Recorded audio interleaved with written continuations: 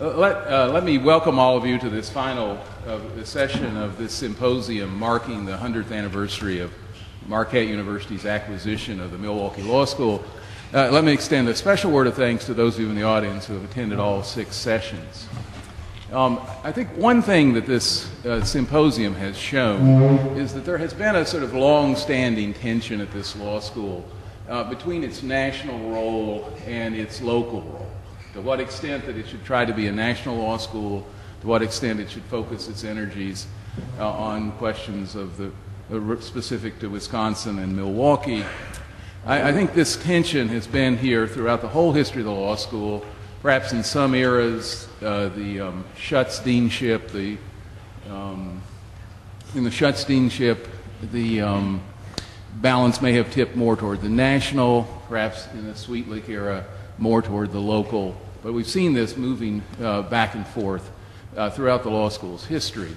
Our 3 panelists today, unlike our previous panelists of the previous 3 panels, none of our panelists today actually attended the Marquette Law School as law students, although Judy McMullen's father is a noted alumnus of the school. But all 3 have spent the larger part of their professional careers on the faculty here. So we've asked them today to address, to share their thoughts about the significant events and significant changes that have occurred in the law school over the past 20 years or so. I'm allowing them to pick the order, but I believe, Peter, who's speaking first? Dean Rofes will speak first.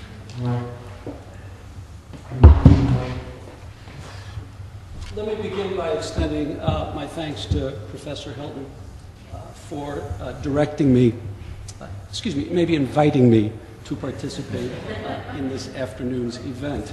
I consider myself especially privileged to be sharing the microphones with my colleagues and friends, Professors Judy McMullen and Dan Blinka, 2 individuals who make the law school a considerably better institution than it would be without them.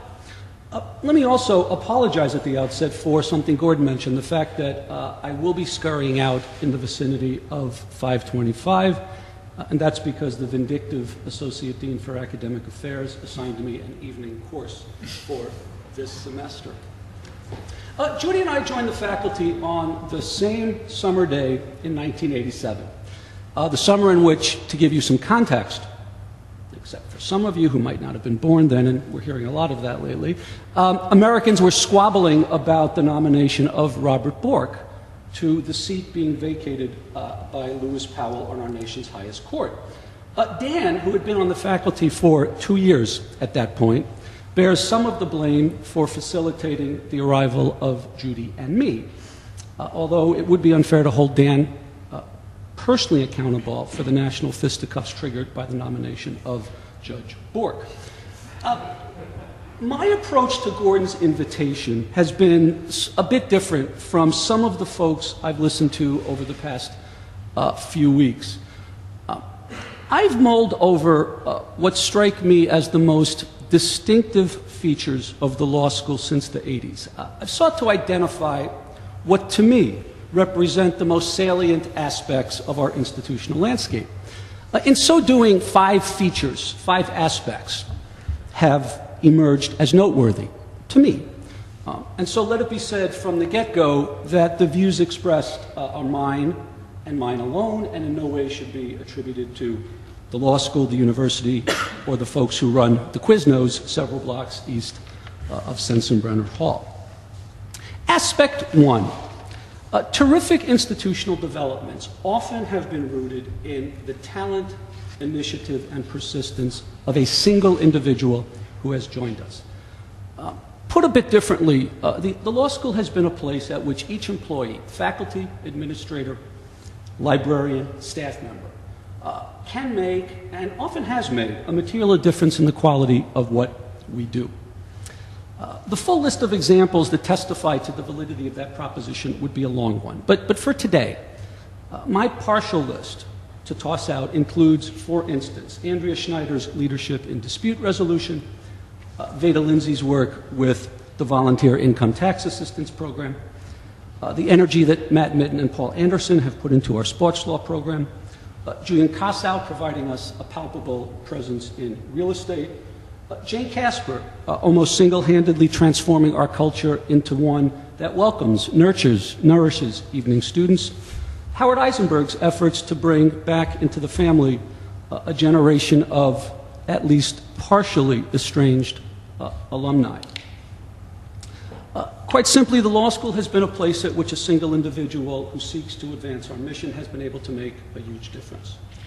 Yes, occasionally such folks move on, sometimes to other law schools and sometimes sooner than we would like. And yes, occasionally, as those of you who were here in the late 80s may recall, a new hire can wreak a bit of havoc.